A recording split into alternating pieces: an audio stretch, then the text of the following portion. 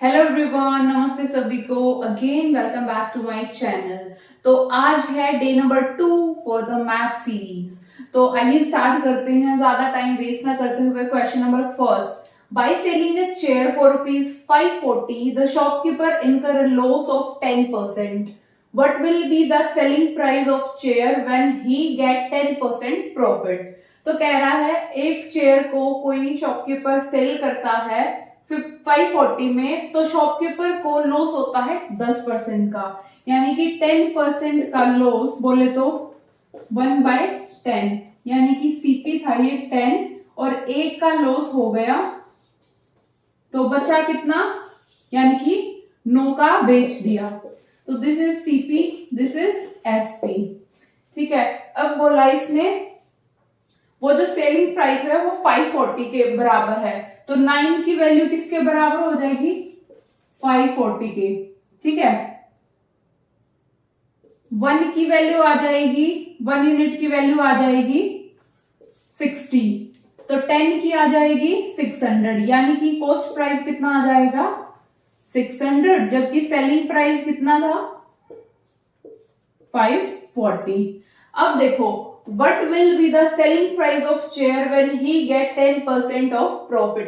अगर 10% का प्रॉफिट करता है, 10% का प्रॉफिट मतलब वही 1/10, यानी कि एक का प्रॉफिट यानी कि 11/10। ये क्या है? सेलिंग प्राइस, और ये क्या है? Cost price. तो इसका क्या होगा? सेलिंग प्राइस क्या होगा जब वो 10% के प्रॉफिट में बेच देगा? तो 11/10 इंटू कितना? Cost price. कॉस्ट प्राइस कितना है?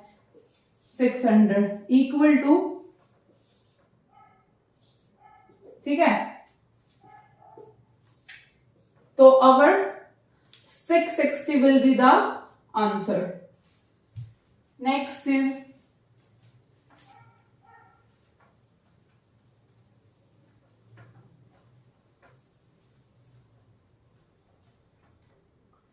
नेक्स्ट वैल्यू दे रखी है, ये सिंप्लीफिकेशन से, रेशियो प्रोपोर्शन से है, sorry. If 3a is equal to 4b, 2c is equal to 3b, find ratio बताना है abc का। तो दिया क्या है? 3a is equal to 4/b, यानी कि a/b का रेशियो आ जाएगा 4/3। Similarly 2c equal to 3b, c/b का रेशियो आ जाएगा 3/2। मैं बहुत ही बेसिक तरीके से समझा रही हूं। तो a और b का रेशियो 4/3, c/b का रेशियो है 3/2, यानी कि a अलग है, b अलग है। यहाँ पे जो b की वैल्यू है दोनों में क्या है? डिफरेंट है। तो b को कॉमन बनाने के लिए क्या करेंगे? इसको 2 से मल्टीप्लाई, ऊपर भी करना पड़ेगा, इसको 3 से मल्टीप्लाई। तो a की वैल्यू, a और b का, abc का रेशियो क्या आ जाएगा? 4 2 8, b क्या है? 6, और ये क्या है? c क्या है? 9। कटते हो तो काट सकते हैं, otherwise 8 6 9 will be your answer. Then अगला क्वेश्चन है कि 5 years ago my sister's age was 5 times of my age। ठीक है, 5 साल पहले मेरी बहन की उम्र 5 टाइम्स थी। ठीक है, यानी कि सिस्टर की एंड मी। ठीक है, सिस्टर्स को हमने मान लिया x, अपने आप को मान लिया y। ठीक है, 5 साल पहले की बात हुई है, तो x - 5 y - 5। ठीक है, अब क्या है next? My 5 years ago my sister's age was 5 times of my age। 5 साल पहले मेरी सिस्टर की एज मेरे से 5 गुना थी, यानी कि बड़ी बहन थी। देन नेक्स्ट कहा है now it is 3 times only. अब है जो, यानी कि x है, अब क्या है? 3 टाइम्स ऑफ y है। तो ये दो इक्वेशन आ गई, इक्वेशन नंबर 1 एंड 2। सॉल्व कर लेंगे, जैसे x - 5 equal to x - 5 equal to 5y - 25। ठीक है, देन नेक्स्ट इज इसको इस साइड ले आएंगे, then 5y - x equal to 20। अब यहाँ पे देखो x की, अगला स्टेप देखो, x की वैल्यू 3y है, तो यहाँ पे पुट कर लेंगे 5y minus 3y equal to 20। ठीक है, 5y माइनस 3y यानी कि 2y is equal to 20, y will be 10। अब जो y है वो 10 है। ठीक है, तो पूछा क्या है इसने, what will be my sister's present age. तो प्रेजेंट एज x की वैल्यू क्या आ जाएगी, यहाँ पे y की वैल्यू 10 पुट कर देंगे, will be 30 is the answer. ठीक है, देन अगला क्वेश्चन,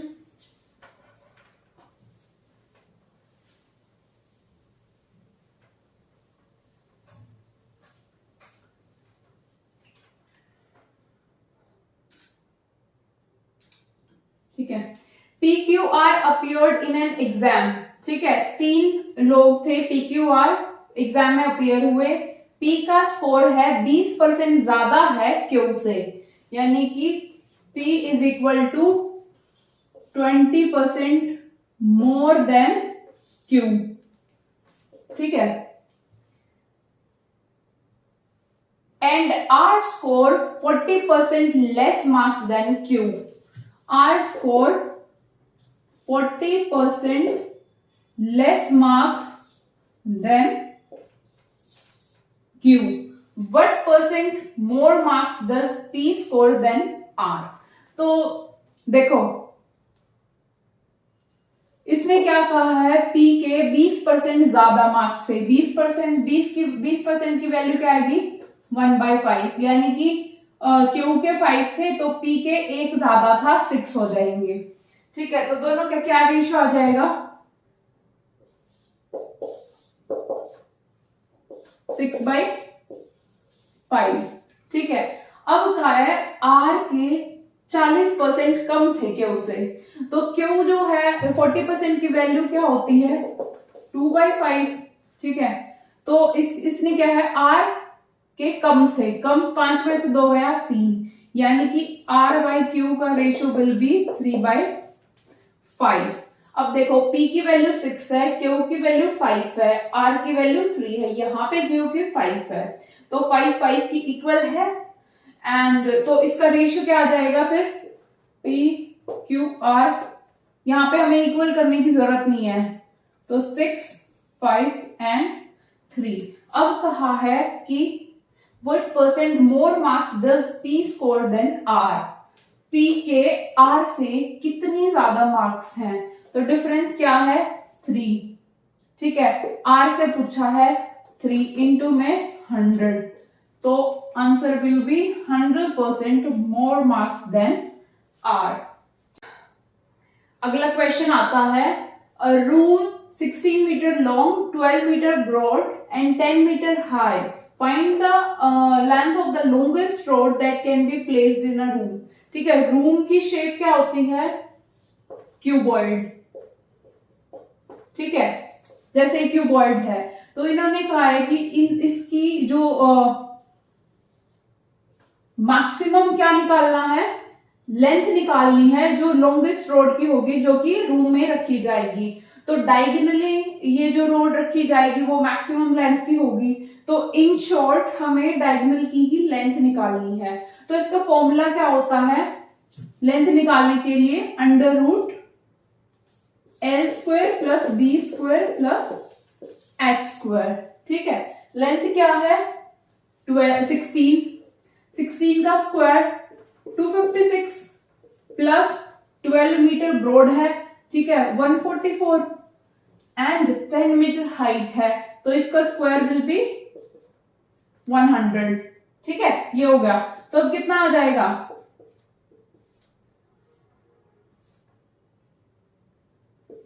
500। ठीक है, और √500 को हम कैसे लिख सकते हैं, इन शॉर्ट बता रही हूं।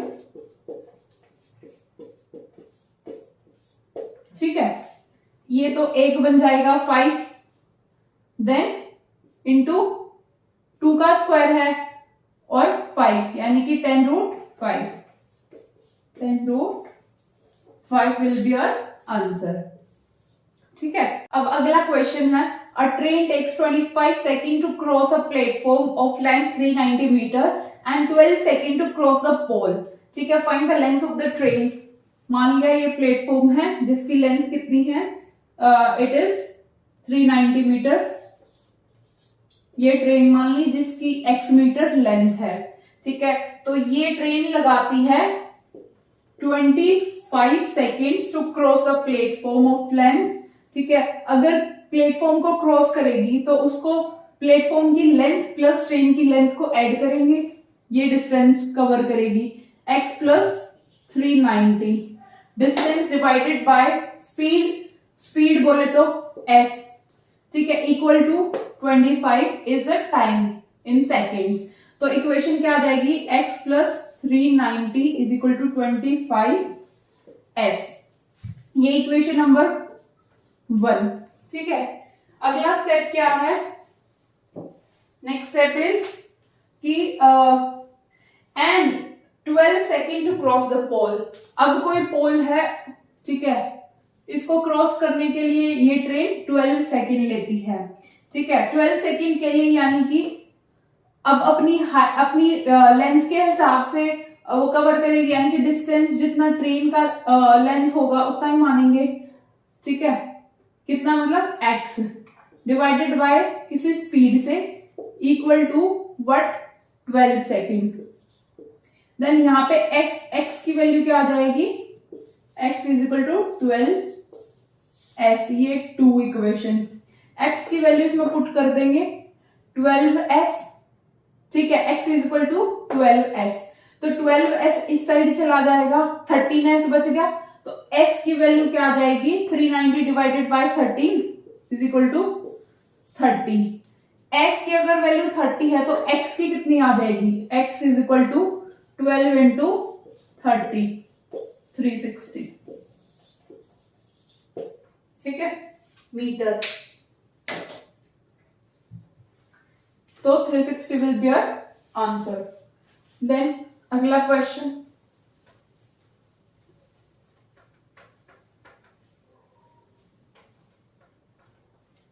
a boat travels 780 kilometers downstream in 10 hours. What distance it will travel upstream in 4 hours if the speed of the stream is 38 km per hour? Options ये दिए गए हैं कि बोट पर ट्रेवल करता है 780 किलोमीटर डाउनस्ट्रीम, यानी कि boat plus water in 10 hours, यानी कि डिस्टेंस अपॉन स्पीड। स्पीड किसकी, डाउनस्ट्रीम में जाते हैं तो बोट और वाटर की स्पीड को ऐड कर देते हैं, इक्वल टू इतना टाइम टेकन। ठीक है, ये equation number 1। What distance it will travel upstream in 4 hours if the speed of the stream, यानी कि वाटर की स्पीड दी गई है 38 किलोमीटर, तो इसमें पुट कर देंगे 780 equal to 10b plus 380।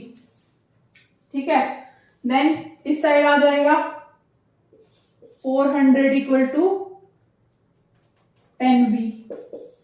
Then boat की स्पीड कितनी आ जाएगी, 40। ठीक है, 40 आ गई। अब स्ट्रीम की हमारे पास थी, स्ट्रीम की कितनी थी, 38 एंड ठीक है, फिर उसके बाद क्या कहा है, what distance it will travel upstream in 4 hours. मानो डिस्टेंस है x d, distance upon speed. अब इसने कहा है अपस्ट्रीम में कितना जाएगा, तो अपस्ट्रीम में हम दो बॉर्डर स्ट्रीम्स की को क्या कर देते हैं, माइनस b माइनस s, यानी कि 2। कितने टाइम टेकन में, इन 4 आवर्स। तो डिस्टेंस कितना आ जाएगा, 8 kilometres. This will be your answer. तो अब करेंगे इस वीडियो के last 3 questions. Question number 1 is A and B together can do a piece of work in 4 days. B and C can do it in 6 days. A or C can do it in 8 days. Then A, B, C together can do it in how many days? ठीक है, तो A और B कितने time में कर रहा है, 4 दिन में, बी प्लस सी कितने टाइम में कर रहा है 6 में, ए प्लस सी कितने में कर रहा है 8 डेज में। तीनों का एलसीएम ले लेंगे 24 आ जाएगा।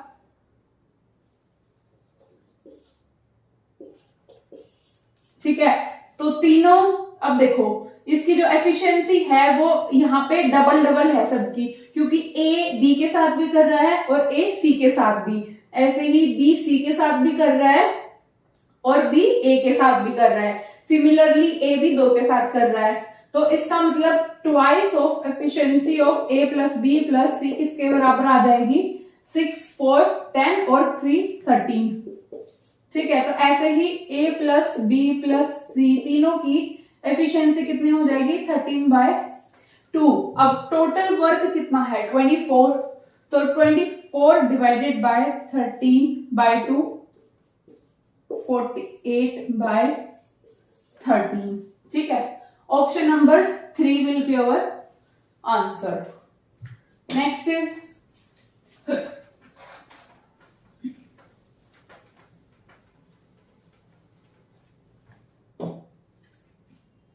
a garrison of 1000 men had provision for 48 days. However, a reinforcement of 600 men arrived. How many long will now food take for? ये कहा है कि garrison मतलब ग्रुप ऑफ मैन ही लगा लो, ठीक है, यानी कि 1000 मैन का 1000 आदमी का खाना है 48 डेज के लिए। कुछ टाइम के बाद मान लो 600 आदमी और आ जाते हैं, तो बताओ कि फूड कितने दिन तक चलेगा।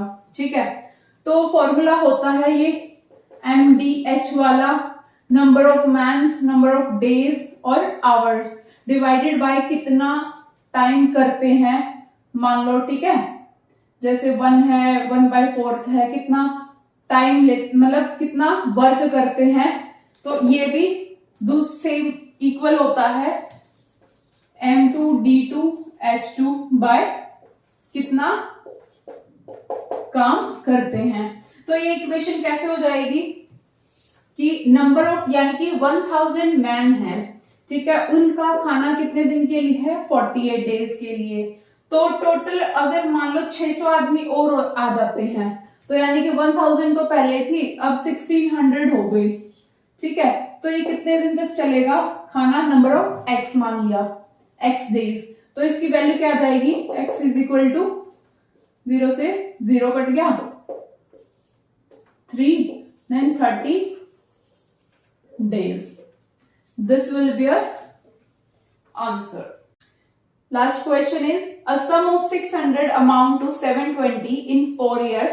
What will it amount if the rate interest increase by 2%? मान लो कोई 600 का सम था, वो 720 हुआ है 4 साल के अंदर। अगर इंटरेस्ट को 2% बढ़ा दिया जाता है, अगर 2 इंटरेस्ट बढ़ा दे यानी कि 4 साल में कितना बढ़ेगा 8%, 4 इयर्स में कितना बढ़ेगा 8%। ठीक है, तो 8% किस पे बढ़ेगा, प्रिंसिपल पे, जो कि कितना है 600। 8% कितना होगा 48 रुपए। ठीक है, 48 रुपए बढ़ेगा किस पे, प्रिंसिपल पे, यानी कि principal is 600 plus 48 is equal to 648 will be the answer। ठीक है, ये शॉर्टकट थी। तो ये सारे क्वेश्चन थे आज के डे 2 के। सो गाइज, ऐसी अगर वीडियो पसंद आती है please subscribe and like my YouTube channel. Thank you.